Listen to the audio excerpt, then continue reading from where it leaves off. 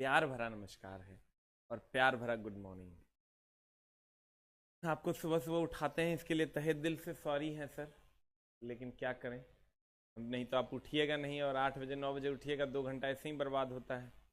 तो आइए सर, हम लोग बिना टाइम गंवाए हुए आज की कक्षा को स्टार्ट करते हैं। एंड द क्लासेस, पहला क्वेश्चन है आपके स्क्रीन पर।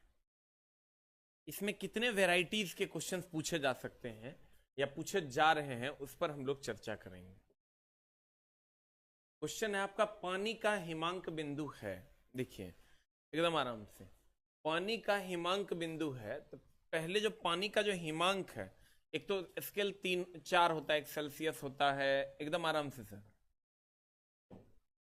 एक सेल्सियस होता है, एक केल्विन होता है, एक फ़ारेनहाइट होता है, एक र्यूमर होता है, एक आरए स्केल होता है। अगर सेल्सियस स्केल पर कहिएगा तो ये केल्विन स्केल पर, ये फ़ारेनहाइट स्केल पर, ये र्यूमर स्केल पर, ये आरए स्केल पर, ये हिमांक बिंदु है।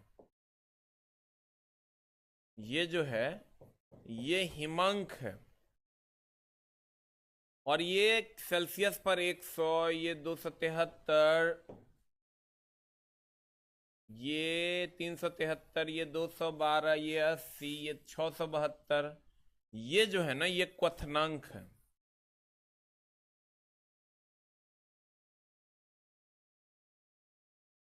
देखिए आपको क्वेश्चंस कैसे कैसे पूछे जा सकते हैं। एक तो सेल्सियस को फलना में बदले, केल्विन को चिलना में बदले, र्यूमर को चिलना में बदले, फ़ारेनहाइट को ढकेलना में बदले, इस टाइप के क्वेश्चंस पूछे जाएंगे। तुमको दे देगा कि 60 डिग्री सी बराबर कितना केल्विन। ये फिक्स क्वेश्चन है, यहां से सर क्वेश्चन नहीं रहे तू न तो तुम्हार पड़ोसिया के सेट में ही क्वेश्चन रहेगा, ऐसा देखा जाता है। तो आप इस पूरे टॉपिक को अच्छे से समझ लीजिए, रिवाइज भी कर लीजिए तो आपका काम हो जाएगा। हम कहते हैं C - 0 बटा 100 - 0, K - 273 बटा 373 - 273, F - 32 बटा 212 - 32, R - 0 बटा 80 - 0।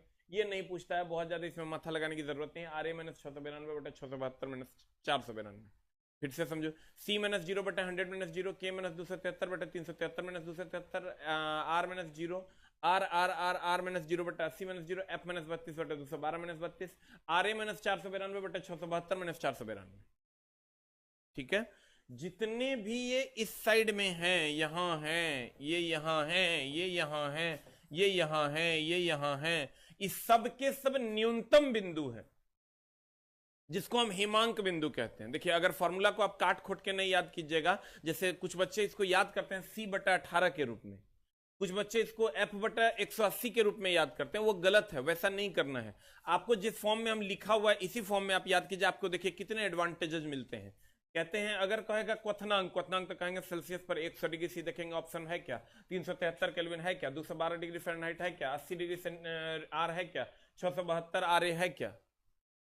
अगर कहेगा हिमांक तो कहेंगे 0 डिग्री सी है क्या, 273 केल्विन है क्या, 32 डिग्री फ़ारेनहाइट है क्या, 0 डिग्री आर है क्या, 492 आर ए है क्या।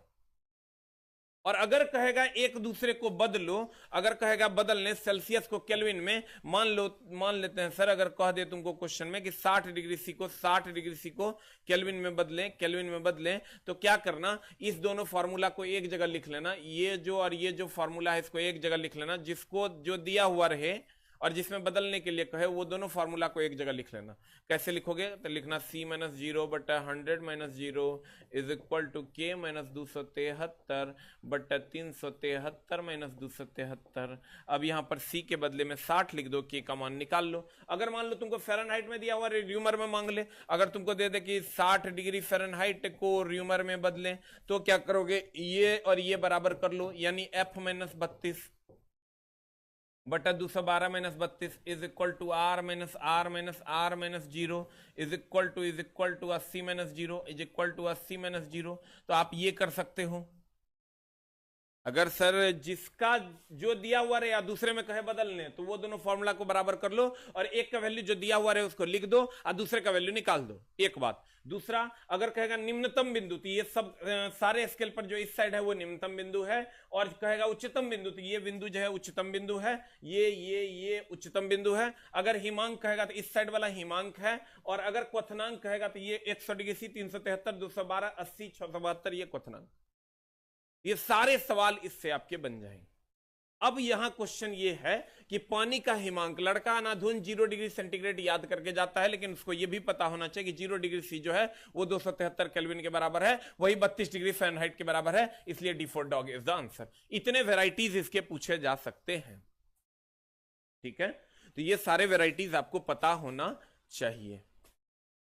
हम सर कोशिश ये कर रहे हैं कि आपके सामने पूरी की पूरी रिवीजन, मतलब हर उस टॉपिक की करवा दूं जो टॉपिक पूछे जाते हैं। हो गया? लखनऊ से प्रणाम जी सर, पटना की धरती से नमस्कार करते हैं, नवाबों के शहर से। हो गया? तो अब सर आपको ये फॉर्मूला इसी फॉर्म में याद करना है। कुछ बच्चे इसको C/18 और K/फलना D/ढकेलना करके याद रखते हैं, जो कि गलत है, वैसा नहीं याद रखना है, और इतने वेराइटीज पूछे जाते हैं। अब आ जाइए सर इधर क्वेश्चन, ये मानव में सामान्य श्रव्य सीमा जो है, यहां पर क्वेश्चंस को थोड़ा सा घुमाया जाता है, उस क्वेश्चन के घुमाव को समझने की कोशिश कीजिए।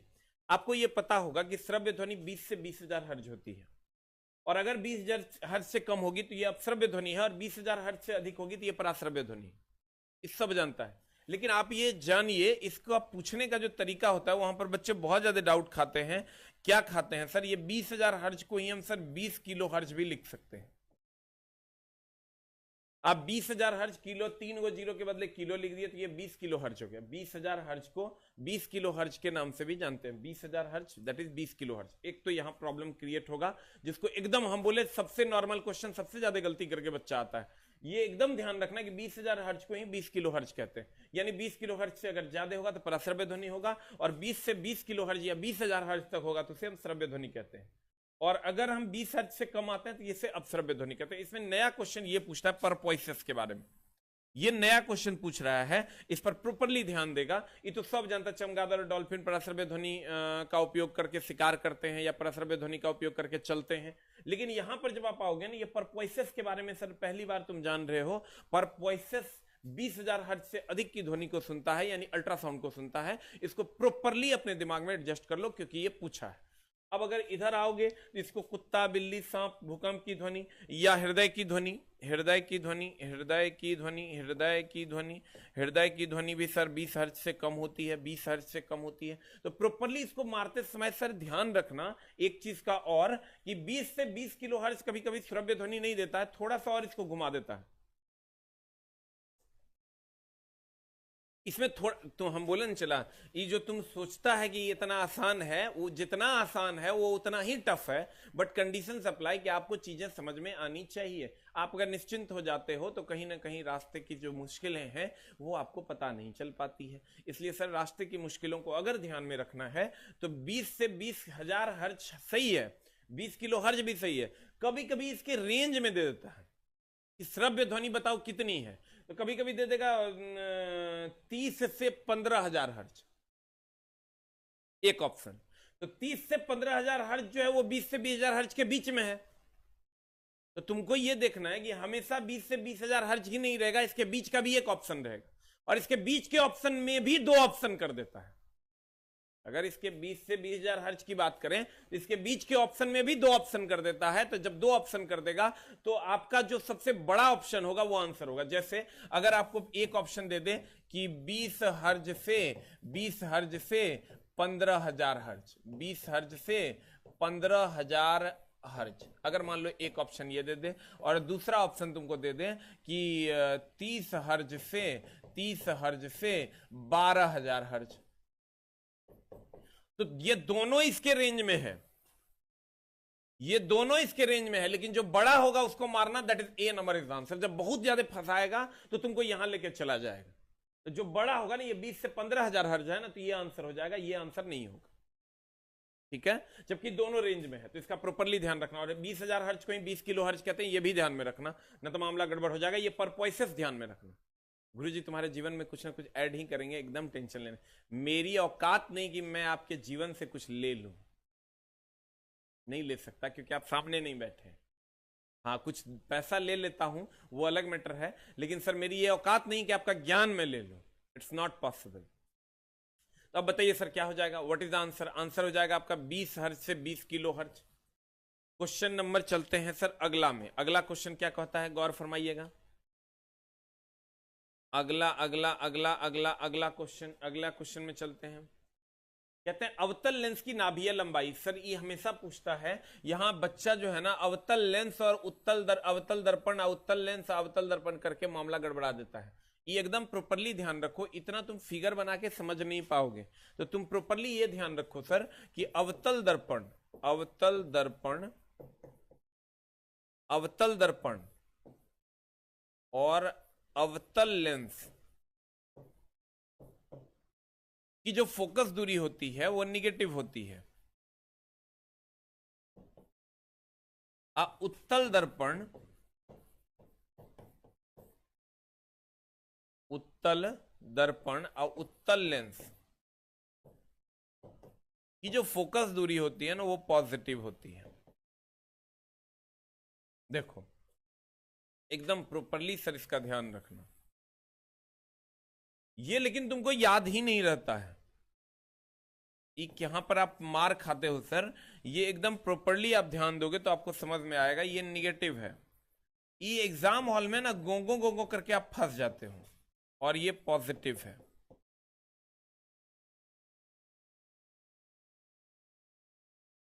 तो एकदम प्रॉपरली ये ध्यान रखना सर कि अवतल और निगेटिव, MNOP सुने होंगे सर, MNOP, N पहले होता है, P बाद में होता है, अ पहले होता है, U बाद में होता है।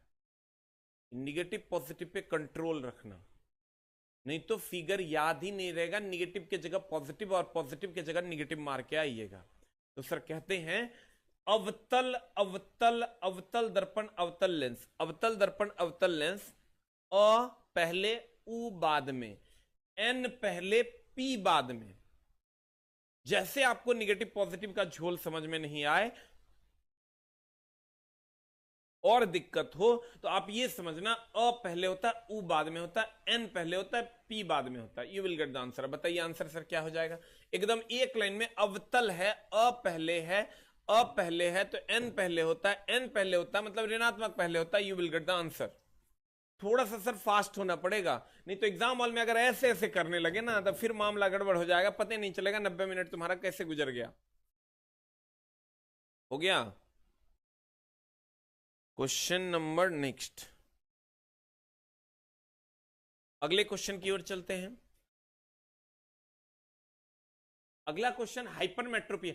एक क्वेश्चन आंख के दोष से रहता है कि किस दोष में कौन सा लेंस लगाते हैं। तो सर आप थोड़ा सा ध्यान देना है यहां पर, निकट दृष्टि दोष। अब तुम कहोगे तो हम जानते हैं सर, निकट दृष्टि दोष की अगर हम बात करें, ये क्वेश्चन हम सर इस टाइप के क्वेश्चन हम शाम में नहीं लेकर आते हैं, इसीलिए सर चूंकि आप बार में कहोगे कि सर आप तो बोलते ये जो पढ़ा है वो मामला गड़बड़ा दिया, नहीं पूछा, इसीलिए भी मैं ये 10 क्लास लेकर आया हूं कि तुम बाद में हमको बोल ना सको। दूरदृष्टि दोष, दूरदृष्टि दोष, दूरदृष्टि दोष, इसको हम हाइपरमेट्रोपिया कहते हैं, हाइपरमेट्रोपिया कहते हैं, हाइपरमेट्रोपिया कहते हैं। देखो कहते हैं निकट दृष्टि दोष और दूर दृष्टि दोष को एकदम आराम से, इसको शॉर्ट साइटेडनेस यानी मायोपिया कहते हैं। ऐसे देखो इसमें मामला क्या फंसता है, ये मायोपिया और हाइपरमेट्रोपिया में गड़बड़ कर देता है, इसी को हिंदी में दे देता है क्वेश्चन। क्वेश्चन क्या करता है सर कि इसी को ना, अब देखो इन नया ट्रेंड, इसको देना नहीं चाहिए था, ये इसका इंग्लिश है, निकट दृष्टि दोष का इंग्लिश है मायोपिया, दूर दृष्टि दोष का इंग्लिश है हाइपरमेट्रोपिया। तो तुमको क्या करना है, चला जब निकट है दूर है तो तुमको थोड़ा सा इसमें कंफ्यूजन में नहीं रहना है। हाइपरमेट्रोपिया जब ये कह दिया, हाइपरमेट्रोपिया जब ये कह दिया, इसमें हाइपर, हाइपर मतलब दूर है, कोई भी चीजें हाइपर होती है तो वो हमसे दूर होती है। और अगर जैसे कहते हैं बड़ा हाइपर है, चलो हटो, हाइपर है मतलब दूर होगा, और नॉर्मल मायोपिया है इसका मतलब वो निकट होगा। हाइपर जब ये लग गया ना अगर मतलब वो दूर होगा, कहता बड़ा हाइपर है, चल हट मतलब दूर जा। हाइपरमेट्रोपिया मतलब दूर दृष्टि। हम ये सर आपको ये खाली क्लियर करवाना चाहते हैं कि ये दोनों में आप फंस ना जाएं। हाइपरमेट्रोपिया मतलब कहते हैं बड़ा हाइपर हो रहा है रे, चल हट। हाइपर मतलब दूर, इसका मतलब मायोपिया जो होगा वो निकट होगा। ऐसे भी सर दूर थोड़ा अकवर्ड वर्ड है, हाइपर भी अकवर्ड वर्ड है, तो हम दूर मतलब हाइपर, दूर मतलब हाइपर, और निकट मतलब मायोपिया। और जैसे ही सर इसमें आओगे, इसका स्पेलिंग बड़ा है तो इसमें अवतल लेंस लगेगा, सर हम बार बार बोलते हैं छोटी छोटी चीजों पे जो आप गलतियां करते हो उसी को सुधारने में लेकर आया हूं ये क्लास। कहते हैं आपको नहीं पता चलता है, लेकिन जब गलतियां हो जाती है तब लगता है ओ यार ये कैसे हो गया, मामला गड़बड़ा दिया हमने। तो कहते हैं निकट दृष्टि दोष, that is myopia, that is अवतल लेंस। हम बोले थे जिसमें ये निकट का स्पेलिंग बड़ा है, दूर का स्पेलिंग छोटा है। निकट का स्पेलिंग बड़ा है, दूर का स्पेलिंग छोटा है, अवतल का स्पेलिंग बड़ा है, उत्तल का स्पेलिंग छोटा है। बड़का में बड़का स्पेलिंग और छोटका में छोटका स्पेलिंग। अब आंसर बताइए क्या हो जाएगा, व्हाट इज द आंसर। जैसे कह रहा है हाइपर, हाइपर मतलब समझ लो दूर है, तो दूर है इसका मतलब छोटका है, छोटका है मतलब उत्तल है। सर एग्जाम हॉल में यही नहीं पता चलता है उत्तल मारेंगे अवतल मारे। बड़ा प्यार से सर एग्जाम तेरी का क्वेश्चन तेरी ले लेता है, लेकिन सर जब आप सही तरीके से मारोगे तो आपका काम होगा ना, तो मामला गड़बड़ाएगा। अब बताओ क्या हो जाएगा। हमने कहा निकट दृष्टि दोष मायोपिया, मायोपिया बोले तो दूर दृष्टि दोष। अब इसका सर गड़बड़ क्या कर रहा है, हम एक लिस्ट बना देते हैं सर, इसको प्रॉपरली ध्यान से देख लेना। एक होता है सर दोष, एकदम आराम से। अब इसका झोल बड़ा करके क्वेश्चन पूछता है, थोड़ा सा नाम चेंज कर करके।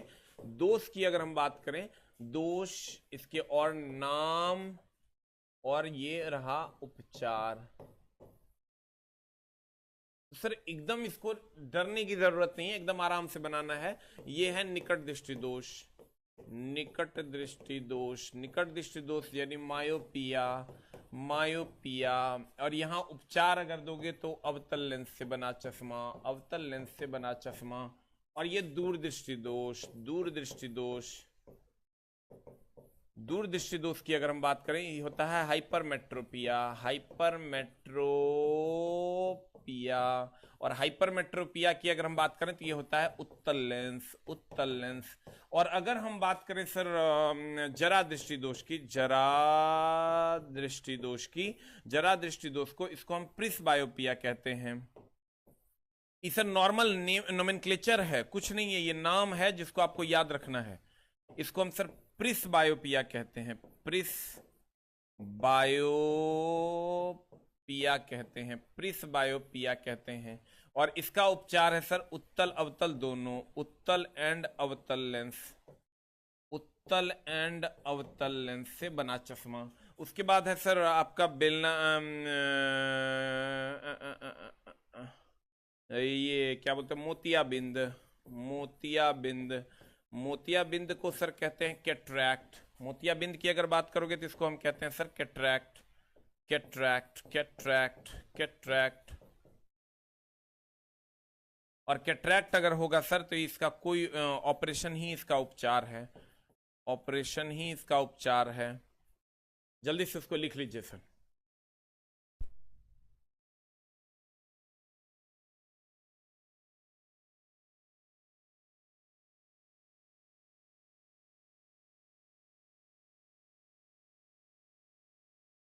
एक और आपको सर पूछता है, इसको अगर आपने लिख लिया है तो एक और आपको पूछता है सर एस्टिग्मेटिज्म, अबिंदुकता, अबिंदुकता। इसको हम लोग कहते हैं एस्टिग्मेटिज्म, एस्टिग्मेटिज्म, एस्टिग्मेटिज्म। और इसमें सर खड़ी और पड़ी रेखा में अंतर नहीं समझ में आता है, तो इसमें हम लोग बेलनाकार लेंस लगाते हैं, बेलनाकार लेंस लगाते हैं। जल्दी से लिख, जल्दी जल्दी लिख लीजिए सर।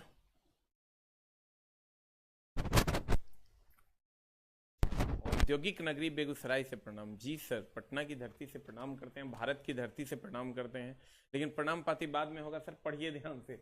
जरा दृष्टि दोष का मायोपिया, दूर दृष्टि दोष हाइपरमेट्रोपिया, नहीं निकट दृष्टि दोष मायोपिया, दूर दृष्टि दोष हाइपरमेट्रोपिया, जरा दृष्टि दोष प्रिस्बायोपिया, मोतियाबिंद हो गया कैटरैक्ट, अबिंदुकता हो गया एस्टिग्मेटिज्म। ये नाम जो है ना ये बच्चा छोड़ देता है जिसको पूछा जा रहा है और मामला गड़बड़ किया जा रहा है। तो सर जल्दी से आप इसको लिख लो, जल्दी से सर आप इसको लिख लो। हो गया? नहीं तो फिर आप बोलोगे कि सर हमने लिखा नहीं। सर जल्दी से लिख लो, you don't have a time.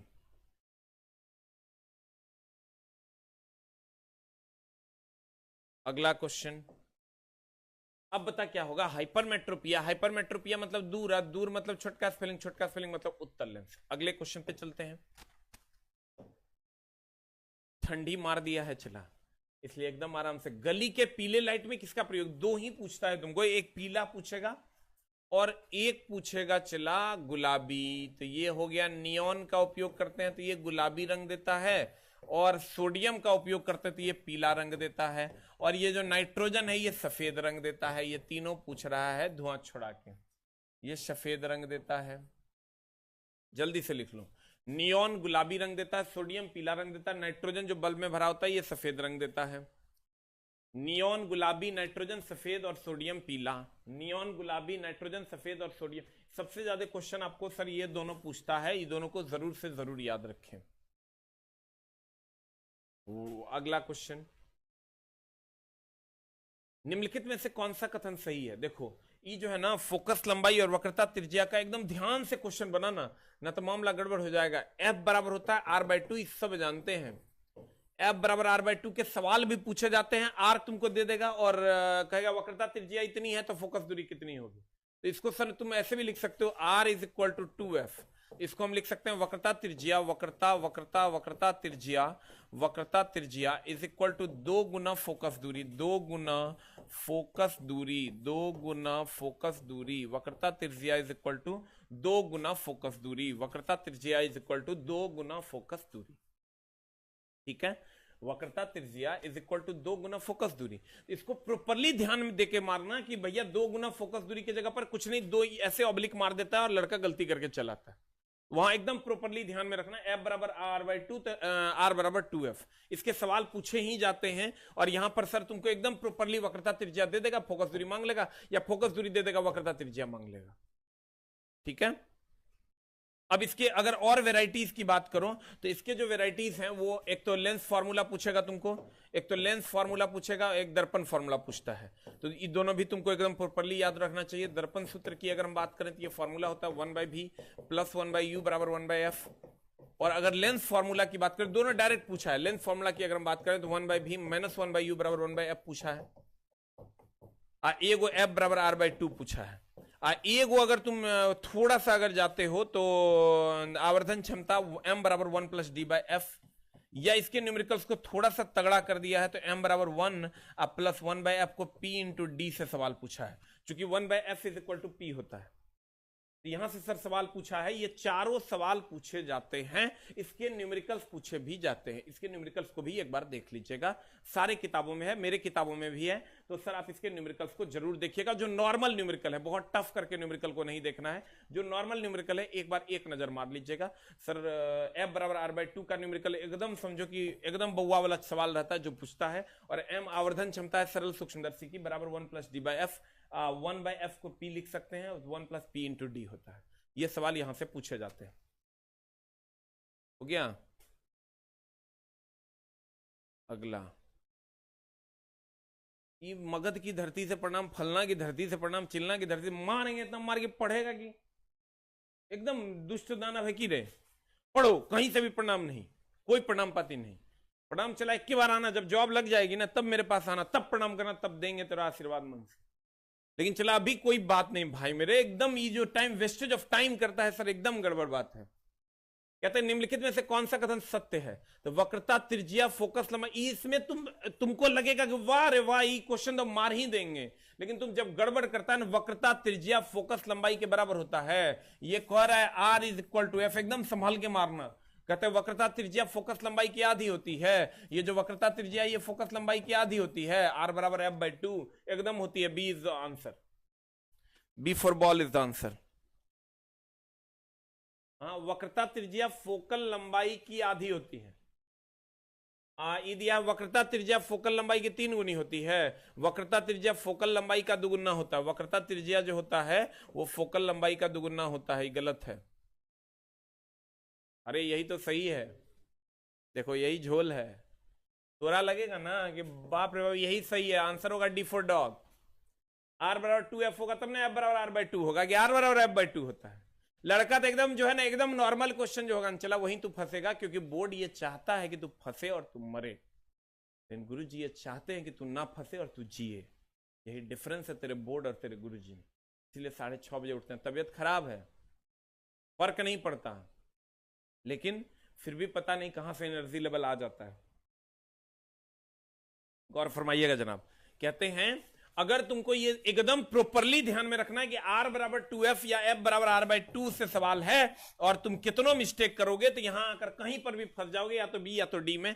नहीं फंसना, इस दोनों को कैलकुलेट करना, f बराबर r/2, r बराबर 2f, इन दोनों में से कोई एक है तो मारेंगे, नहीं है तो आगे बढ़ेंगे अगले क्वेश्चन में या अगले नंबर्स में, अगले ऑप्शंस में। तो आते हैं सर अगले क्वेश्चन की ओर।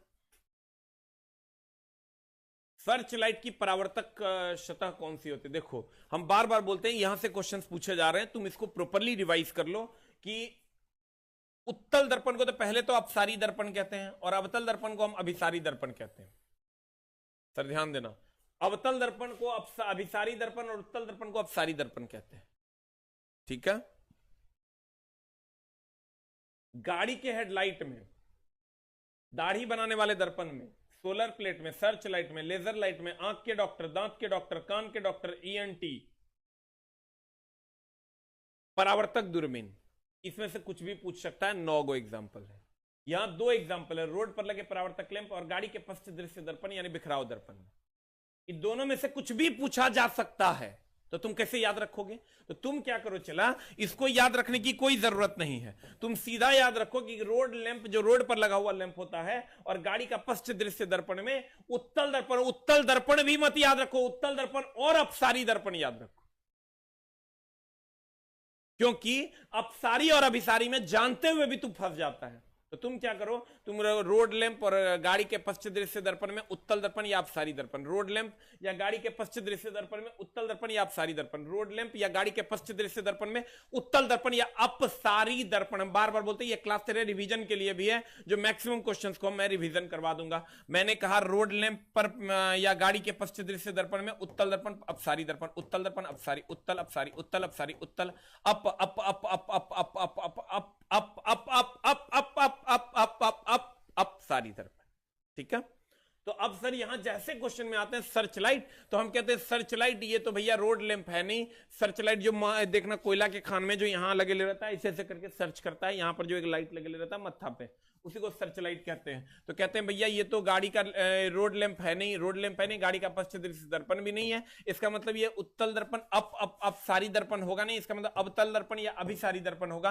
अवतल दर्पण ऑप्शन में है, ये मार देंगे, नहीं रहता तो अभिसारी दर्पण रहता, वो आंसर में मार देते। ठीक है, you will get the answer. हो गया।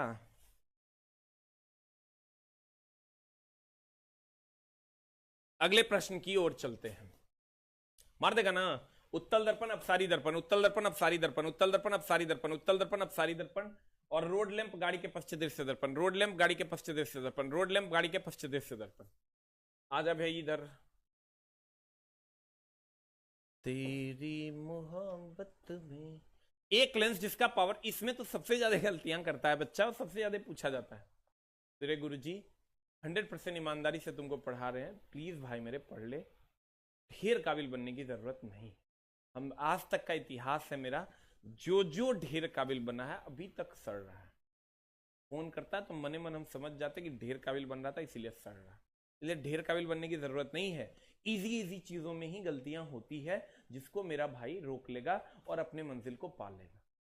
तो यहां पर क्वेश्चंस क्या है सर, एक लेंस जिसका पावर +2 डायोप्टर है, उसकी फोकस दूरी क्या होगी, मैं बताता हूं। जब भी क्षमता होगी सर, जब भी क्षमता होगी, जब भी क्षमता की बात आएगी, तो क्षमता का फॉर्मूला 2 ही होता है, P = 1/f जब मीटर में होगा। प्रॉपरली इसको देख लो, क्योंकि यहां से एक लाइन के सवाल पूछे जाते हैं जो बड़े उलझे हुए होते हैं, और 100/f होता है जब सेंटीमीटर में होता है, 100/f होता है जब सेंटीमीटर में होता है। कहते हैं P = 1/f जब मीटर में होता है और 100/f जब सेंटीमीटर में होता है। P = 1/f जब मीटर में होता है, 100/f जब सेंटीमीटर में होता है। ठीक है। अब देखो यहां से जब आप आओगे तो इसका प्रॉपरली ये ध्यान रखना कि ये f अगर पॉजिटिव होगा तो ये पॉजिटिव होगा, क्योंकि सर भागा में है, ये पॉजिटिव होगा, जैसे 1/-2 हो जाएगा तो ये पूरा का पूरा माइनस हो जाएगा, ये पॉजिटिव तो ये पॉजिटिव, ये निगेटिव तो ये निगेटिव। अब क्वेश्चन में ये प्रॉपरली ये ध्यान देना है चला कि तुमको अगर डायोप्टर में दिया हुआ है, डायोप्टर SI मतलब SI और CGS इसका जान लो। अगर लेंस की क्षमता की बात करें सर, लेंस की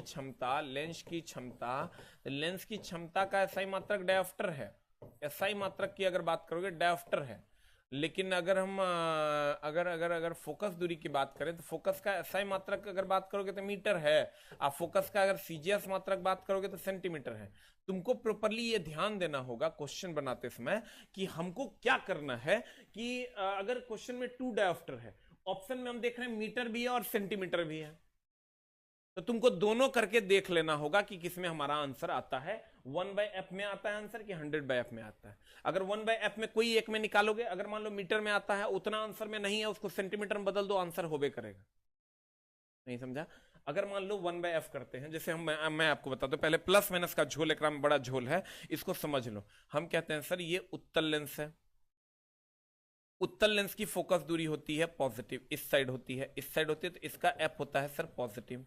ये सब जानते हैं कि उत्तल लेंस है, ये एकदम आराम से चला। कहते हैं ये उत्तल लेंस है, ये उत्तल लेंस है, ये उत्तल लेंस है, और उत्तल लेंस है तो इसका एफ पॉजिटिव है, इसका एफ पॉजिटिव है, इसका मतलब ये पी भी पॉजिटिव होगा।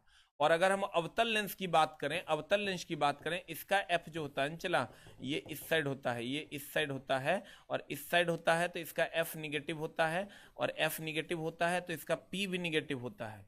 अब मामला ये है कि उत्तल लेंस का और अवतल लेंस का ध्यान देना। अगर अब क्वेश्चन में तुम चलते हो तो तुम ये ध्यान देना कि अगर पावर पॉजिटिव है तो फोकस भी पॉजिटिव होगा, और अगर पावर निगेटिव है तो फोकस भी निगेटिव होगा, यानी फोकस निगेटिव होगा तो पावर निगेटिव होगा। यहां ये प्लस में है तो ऑब्वियसली ऑप्शन प्लस माइनस में नहीं फंसाया, क्योंकि प्लस में ही होगा, ये सब जान रहे हैं। अब क्वेश्चन में जब आते हैं तो कोई एक फॉर्मूला हम लगाएंगे, या तो ये या तो ये, और देखेंगे कि क्या आता है। तो हम कहेंगे P is equal to 1/f लगा देते हैं, तो F is equal to 1/p हो जाएगा, और 1 हमको फोकस दूरी निकालना, 1/p मतलब 2 हो जाएगा, और ये हो जाएगा 0.5 मीटर। और अगर 0.5 मीटर ऑप्शन में नहीं है, इसका मतलब 50 सेंटीमीटर आंसर हो जाएगा, क्योंकि 0.5 metre is equal to 50 centimetre, और ये आंसर हो जाएगा।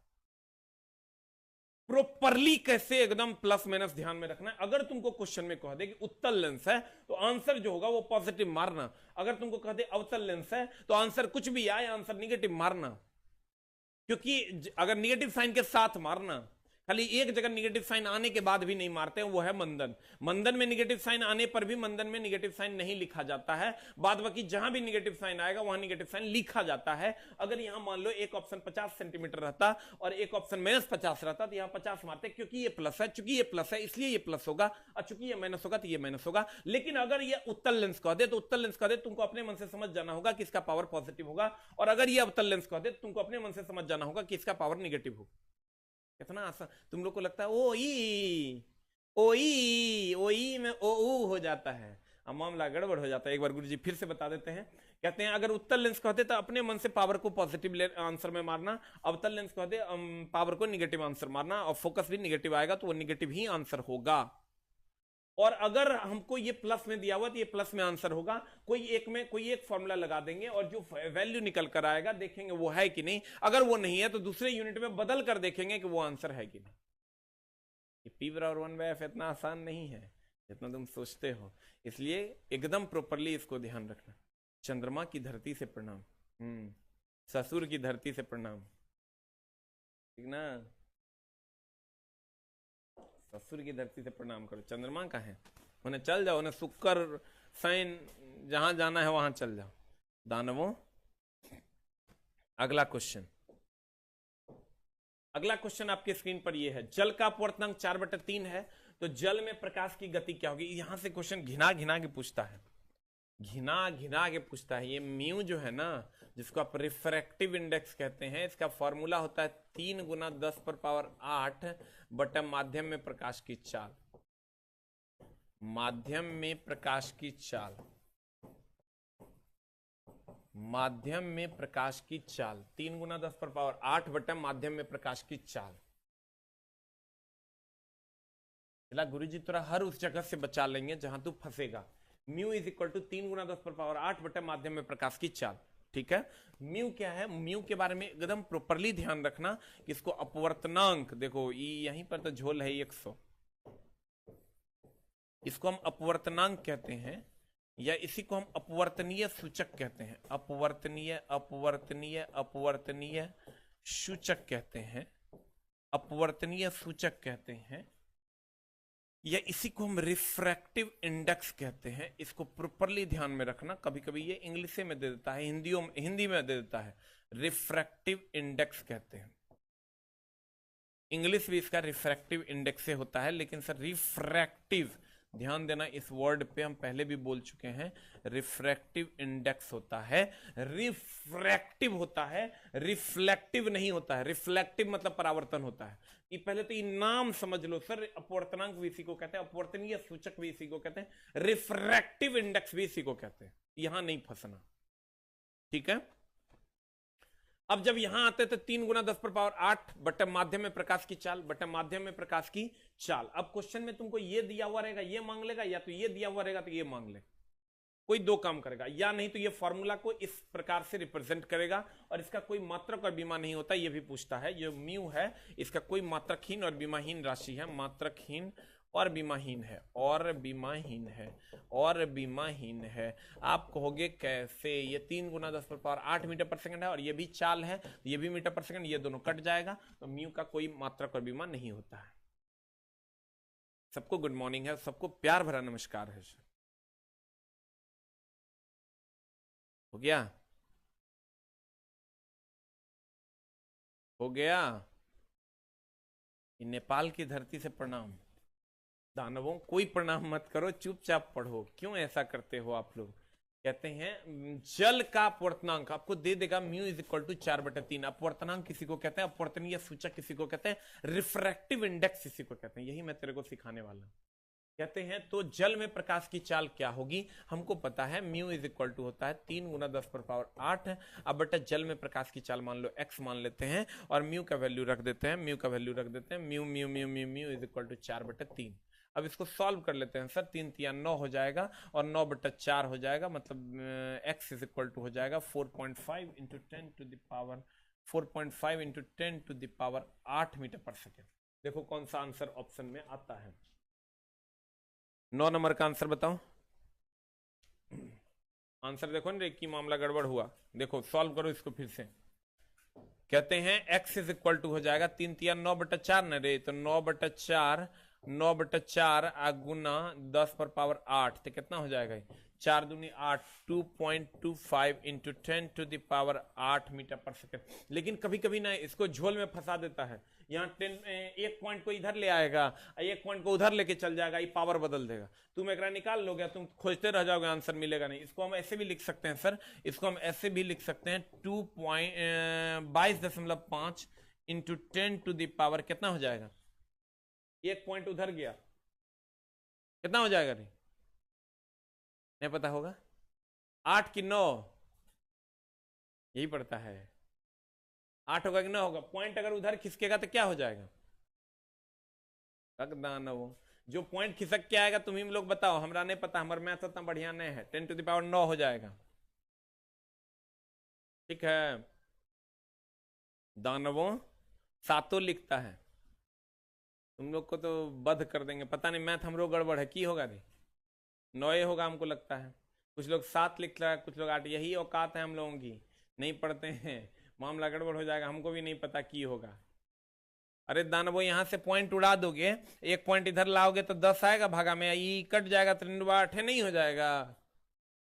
तुम लोग तो हमरो कंफ्यूजिया देगा। अगले क्वेश्चन की ओर चलते हैं। अगला क्वेश्चन है हमारा, रेडियम किस खनिज से प्राप्त? ये चला खनिज जो है ना, एक एकदम प्रॉपरली याद रख लेना। और किसका किसका खनिज याद रखना?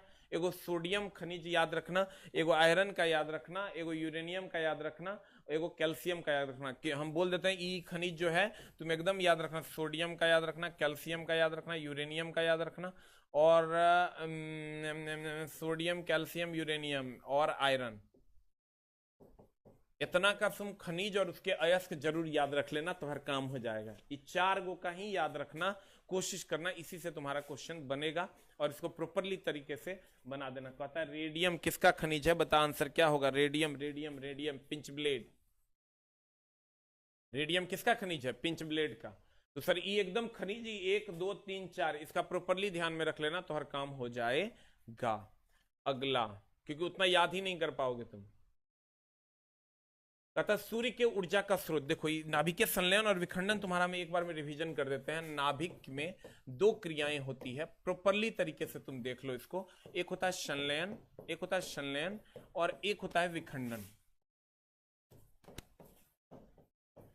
अब संलयन में भी नियंत्रित होता है, एक और नियंत्रित होता है। प्रॉपरली देख लो इसको, मामला गड़बड़ हो जाएगा नहीं तो। थोड़ा ढेर काबिल जब बनेगा ना, वो एकदम बोरा में जाएगा, एक फिक्स बात है। इसलिए प्यारे बच्चों, मेरे पास जितने भी कंटेंट हैं जो पूछे जा सकते हैं वो मैं तेरे को इस 10 क्लास में सिखा दूंगा। विखंडन की अगर हम बात करें तो ये भी नियंत्रित होता है, ये नियंत्रित होता है, और ये अनियंत्रित होता है।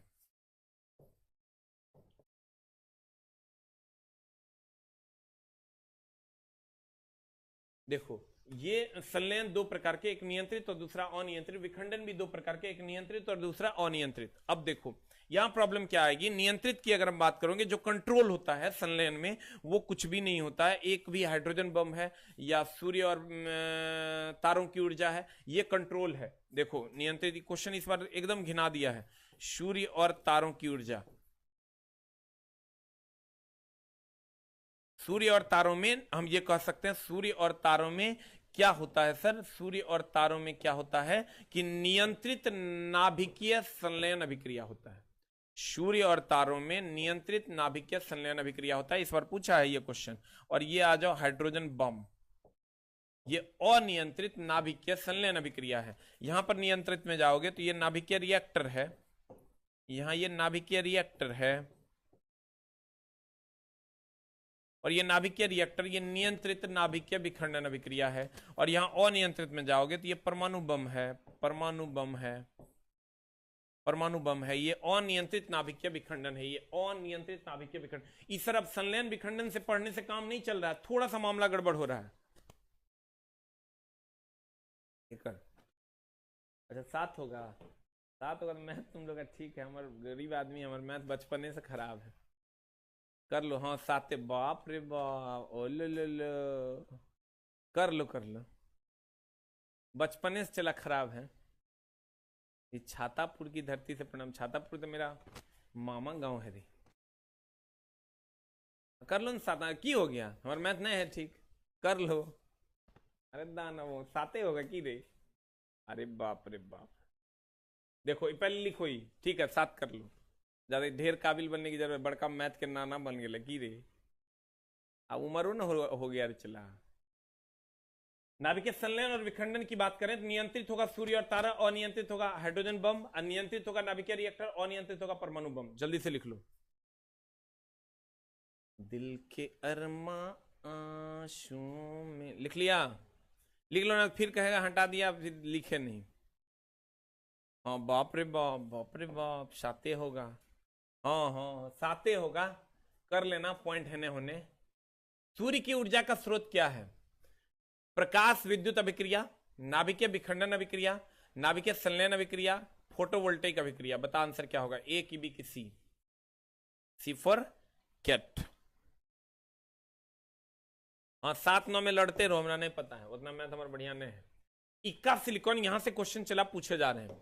ये जो इक्का सिलिकॉन है ना, यहां से एकदम क्वेश्चन इक्का बोरॉन, इक्का एल्युमिनियम, इक्का सिलिकॉन से क्वेश्चन पूछ रहा है। इसलिए प्रॉपरली तुम इसको याद रखो, इक्का बोरॉन, इक्का एल्युमिनियम, इक्का सिलिकॉन से क्वेश्चन पूछ रहा है। इक्का बोरॉन, बोरॉन BSAgSg, तुम ऐसे याद रखो। ये तोरा याद नहीं रहता एग्जाम में।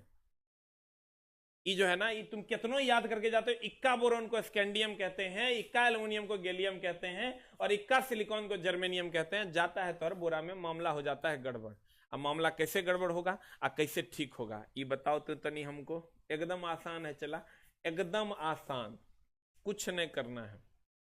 अब बोलो की करना है तब मास्टर, तो तुमको क्या करना है, इसको याद रखो। BSAgSg, BSAgSg, BSAgSg, BSAgSg, इसको याद रखो। BSAgSg, BSAgSg, BSAgSg, BSAgSg। ये याद नहीं रहता, खूब पढ़ के जाता है। अब पता नहीं चलता इक्का एल्युमिनियम गैलियम मारेंगे, स्कैंडियम मारेंगे, जर्मेनियम मारे। तो तुम याद रखो BSAgSg, BSAgSg, BSAgSg, BSAgSg, BSAgSg, BSAgSg, BSAgSg, BSAgSg, BSAgSg, BSAgSg, सी तनी कम को किया, आंसर तो बोर्डे पर है। इसको याद रखो, B S A G S G, B S A G S G, B S A G S G, B S A G S G, B S A G S G, B S A G S G. अब जैसे कहा तुमको S S S S S S, B S इका silicon, तो ये हो गया B, यानी इका बोरोन हो गया स्कैंडियम, और यहां हो गया तुम्हारा इका एल्युमिनियम हो गया गैलियम, और तुमको पूछ रहा है इका सिलिकॉन, तो इका सिलिकॉन हो गया जर्मेनियम, तो जर्मेनियम हो गया। देखो आंसर क्या होगा, ए की बी की सी की डी। आंसर बता, आंसर बता जल्दी, 12 का आंसर बता। She for cat. ये प्रैक्टिस करना होगा, B S C G, B S A G C G, B S A G S G, B S A G S G. जैसे पूछा सिलिकॉन तो तुमको समझ लेना होगा ये जो पहला वर्ड है वो इक्का का है, ये जो पहला वर्ड है वो इक्का का है। तो जैसे इक्का सिलिकॉन पूछा मतलब तुमको यहां पहुंच जाना है, और यहां पहुंच जाना है मतलब जर्मेनियम के लिए खट से जर्मेनियम होगा कि गैलियम होगा, जल्दी से बता दो। ये प्रॉपरली ध्यान रखना, ये उल्टा होता है, इसको प्रॉपरली प्रैक्टिस करना होगा, इतना आसान नहीं है। बार बार जब प्रैक्टिस करोगे, एल्युमिनियम के लिए जर्मेनियम होता है, सिलिकॉन के लिए गैलियम होता है, ये प्रॉपरली प्रैक्टिस करना। उससे भी नहीं होगा तो तुमको यहां से बच निकलने का कोई मार्ग ढूंढना होगा। एकदम आराम से कहते हैं जीए जीए कॉमन है, यहां जीई जी ए और यहां जीई है, और यहां तुम गौर से देखो ये ए है और ये एस है, तो पहले ए होता है बाद में एस होता है, पहले ए होता है बाद में ई होता है। उससे भी नहीं होता है सर, तो गौर से देखो एल्यूमिनियम में एल है, यहां भी एल है, लेकिन सर सिलिकॉन जैसे तुमको एडजस्ट होता है ए और एस, ए होगा पहले एस होगा बाद में, ए होगा पहले ई होगा बाद में। छोटका बड़का इसको एडजस्ट कर लेना, मामला न तो गड़बड़ हो जाएगा। बड़का को छोटका, छोटका को बड़का होता है, 2-3-4 बार प्रैक्टिस कर लेना। B S A G S G, B S A G S G, इसको प्रैक्टिस करना, नहीं तो क्वेश्चन नहीं बनेगा एग्जाम हॉल में, एकदम तो हर काम गड़बड़ हो जाएगा। इक्का सिलिकॉन बता क्या हो जाएगा आंसर, जर्मेनियम। अगला, अगले क्वेश्चन की ओर चलते हैं। अगला क्वेश्चन तुम्हारे स्क्रीन पर ये रहा। अगला अगला अगला अगला क्वेश्चन तुम्हारे स्क्रीन पर ये रहा। कहते हैं कार्बन डेटिंग निम्न में से आयु निर्धारण हेतु प्रयोग किया जाता है। सर कार्बन डेटिंग जब ये कह दिया जीवाश्म की उम्र का पता लगाने के लिए, और अगर चट्टान की उम्र का पता लगाने के लिए यूरेनियम का उपयोग करते हैं। यहां पर क्वेश्चन क्या पूछता है सर, एकदम प्रॉपरली ध्यान रखना, इसमें कार्बन 12 और कार्बन 14 का उपयोग किया जाता है, दोनों मिला के पूछता है और यहां गड़बड़ हो जाता है। जीवाश्म की उम्र का पता लगाने के लिए अगर ये दोनों रहेगा तो आंसर कार्बन 14 मारना, दोनों में से अगर कोई एक चुनना हो, और दोनों चुनना हो तो कार्बन 12 और 14 हो जाएगा। प्रॉपरली इस बात का ध्यान रखना, मेनली कार्बन 14 ही देता है, सबको पता है, और चट्टान की उम्र का पता लगाने के लिए यूरेनियम का उपयोग करते हैं। अगले क्वेश्चन पे चलते हैं। अगला क्वेश्चन आपके सामने बोर्ड पर ये रहा। ये इस टाइप के क्वेश्चन धुआं छुड़ा के पूछ रहे हैं, विलियन की सांद्रता वाला क्वेश्चन। तो तुम इस टाइप के क्वेश्चंस में एकदम खूब पूछा जा रहा है, नया टाइप का क्वेश्चन है। तुम 1 विलियन में पानी 320 ग्राम, मात्रा 47 ग्राम लवण की मात्रा, द्रव्यमान प्रतिशत द्वारा विलियन की सांद्रता की गणना कर। ये सब सर कुछ नहीं करना है, एकदम एक फॉर्मूला में नहीं जाना है, फंस के रह जाओगे, उलझ के रह जाओगे। तुम कुछ मत करो सर, फॉर्मूला एक होता है छोटका बटा बड़का प्लस छोटका गुना 100। छोटका एकदम एक सवाल जो है ना, जैसे देखोगे एकदम छोटका बटा छोटका। सर बहुत लोगों का तो क्वेश्चन पढ़ने में टाइम बर्बाद हो रहा है सर। जैसे आप पढ़ोगे 1 विलियन में पानी की 320 ग्राम मात्रा, तो ये हो गया सर विलायक में 47 ग्राम लवण है, मतलब ये विलेय हो गया। और द्रव्यमान प्रतिशत द्वारा विलियन की सांद्रता गणना करें, तब कहेंगे हम विलेय बराबर विलायक प्लस विलेय गुना 100। तो विलेय विलायक विलेय विलायक विलियन कहने घुसेगा, पते नहीं चलेगा। तो तुमको कुछ नहीं करना है, जितना बोर्ड का सवाल पूछा है सब इससे बन जाता है कि छोटका बटा छोटका प्लस बड़का गुना 100। अब खट से कर दो, छोटका कितना है 47, छोटका वैल्यू 47 बटा छोटका प्लस बड़का, छोटका प्लस बड़का बोले तो 47 प्लस 320 गुना 100 कर दो, you will get the answer. कहीं कोई सवाल इसका नहीं फंसेगा, जाके बना लियो, सवाल नहीं फंसेगा, इसकी गारंटी है। जो बोर्ड ने अभी तक पूछा है छोटका बटा छोटका प्लस बड़का गुना 100, छोटका बटा छोटका प्लस बड़का गुना 100, अन्ना तो मामला फंसेगा ऐसा कि विलियन विलेय में विलेय विलायक में घुस जाएगा। छोटका बटा छोटका प्लस बड़का गुना 100। सर क्वेश्चन मैं बार बार बोलता हूं सर, क्वेश्चन बनाना इंपॉर्टेंट नहीं है, समय से बनाना इंपॉर्टेंट है। सब क्वेश्चन दे दे तो भर दिन में तुम एक को क्वेश्चन नहीं छोड़ेगा, सब बना देगा। छोटका बटा छोटका प्लस बड़का गुना 100, छोटका बटा छोटका प्लस बड़का गुना 100। अगला क्वेश्चन देखो तुम्हारे स्क्रीन पर ये रहा, आंसर निकाल लेना। कितना आता है रे? 2 नंबर आंसर आएगा। अभी नहीं कहना कि आंसर बा मास्टर बा नहीं निकाला, हमारे जोड़ घटाओ ऐसे भी गड़बड़ है। 1 विलियन में अब जैसे तुमको इतना दे दिया, कह दिया विलियन की सांद्रता, क्वेश्चन पढ़ने की जरूरत नहीं, ये छोटका वैल्यू है ये बड़का वैल्यू है, खट से ले लो सर 32 बट्टा छोटका बट्टा छोटका प्लस बड़का, छोटका प्लस बड़का और गुना 100 कर दो, आज आंसर आता है मार दो। क्या आता है आंसर? आंसर बता क्या आता है? 15 का। 15 का आंसर आ जाएगा डी 9.09। देखो तो आता है छोटका बटा छोटका प्लस बड़का गुना 100। इसका सारा सवाल बन जाएगा, एकदम नहीं पढ़ने की जरूरत नहीं है सर, एकदम आप नहीं पढ़िएगा। छोटका बटा छोटका प्लस बड़का गुना 100 जैसे पढ़िएगा मामला गड़बड़ाएगा। इस टाइप का पूरा केमिस्ट्री में यही एक सवाल है, इसलिए बहुत ज्यादा इसमें हेडेक की मैथ नहीं है कि हो सकता है दूसरा सवाल है, ये केमिस्ट्री है। इस टाइप का एक को यही सवाल है और इसको कम से कम 12 को सवाल इसका पूछा है, 12 बार खाली वैल्यू चेंज करके। आ जाइए आप भी जाइए यूं न रह। आ जाइए अगले क्वेश्चन। निम्नलिखित में से तत्वों का कौन सा वर्गीकरण पर मौन कसम घिना घिना के पूछा है, मतलब तू जितना घिनाए कण नहीं समझ सकता। सबसे ज्यादा अगर कोई क्वेश्चन पीरियोडिक टेबल में घिनाया है तो वो ये क्वेश्चन। खाली प्रॉपरली ध्यान क्या रखना, यहां पर चित्रा एकदम खा जाएगा। ये तो इस सब जानता है डेबोरिनर, एक बार में रुक ना हम तेरा बताते हैं, देखो कहां तू लटक जाएगा। डेबोरिनर इस सर तिर्यक नियम दिया था। डेबोरिनर जो है ये तिर्यक नियम दिया था। न्यूलैंड की अगर हम बात करें, न्यूलैंड की अगर हम बात करें, ये अष्टक नियम दिया था। अष्टक नियम के आधार पर सजाया था। और अगर मेंडलीफ, रुक जा, मेंडलीफ की बात करें, मेंडलीफ की बात करें तो मेंडलीफ परमाणु भार के आधार पर सजाया। रुक रे, परमाणु भार के आधार पर। और मोसले जो है ये परमाणु संख्या के आधार पर सजाया। यहां पर थोड़ा सा मिस्टेक क्या करता है बच्चा, परमाणु भार को ही द्रव्यमान संख्या कहते हैं। यही यहां पर बवंडर हो जाता है। लड़का कहता है द्रव्यमान संख्या ना, अरे छोटा द्रव्यमान न दिया है तो द्रव्यमान की संख्या, जैसे 2 केजी द्रव्यमान है उसकी संख्या है 2, यानी कुल मिला के वो द्रव्यमाने हुआ। इसको प्रॉपरली ध्यान रखना, परमाणु भार और द्रव्यमान संख्या एक के बात है और परमाणु संख्या अलग है। इतना क्लोजली चीजों को एनालाइज करना होता है। चला 70 ले आओ, 81 ले आओ, कोई फर्क नहीं पड़ता। 81.2 पे मेरिट बन जाएगा और बोरा में चले जाओ, पता भी नहीं चलेगा।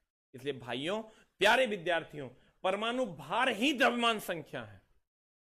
जैसे संख्या लड़का देखता कतई परमाणु संख्या हो, गड़बड़ हो जाएगा। बताइए आंसर क्या हो जाएगा, जल्दी से इसको लिख लीजिए सर, लिख लिए।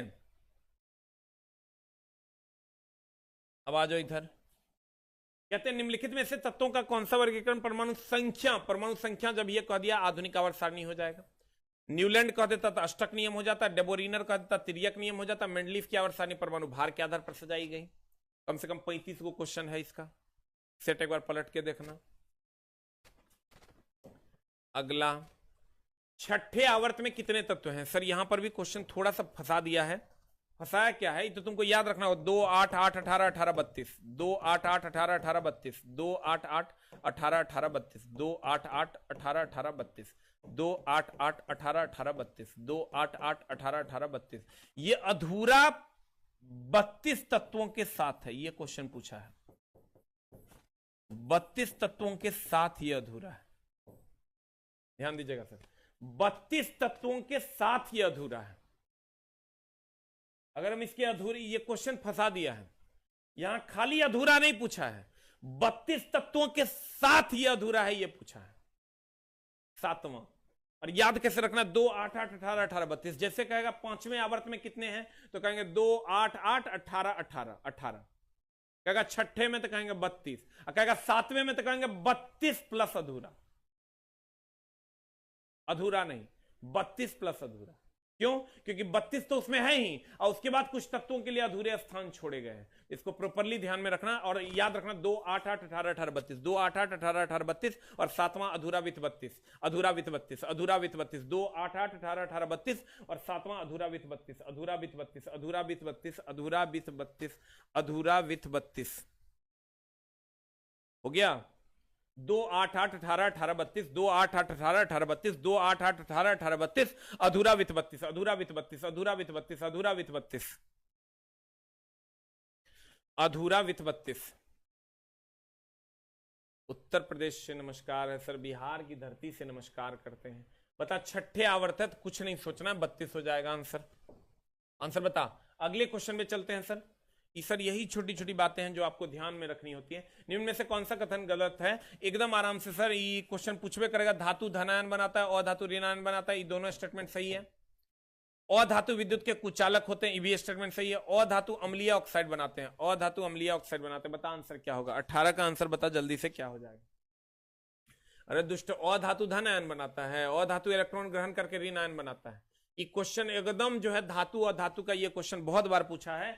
धातु अधातु इलेक्ट्रॉन ग्रहण करता है इसलिए ऋणायन, धातु इलेक्ट्रॉन का त्याग करता है इसलिए धनायन, उपधातु न त्याग न ग्रहण करता है और कोई माय बाप नहीं है, और अधातु विद्युत के कुचालक होते हैं, ये भी सही है। एकमात्र धातु अधातु है जो विद्युत के सुचालक है वो है ग्रेफाइट, और अधातु अम्लीय ऑक्साइड बनाते हैं, ये तो खूब पूछा है। अधातु अम्लीय, अधातु अम्लीय, अधातु अम्लीय, अधातु अम्लीय, और धातु के ऑक्साइड क्षारीय।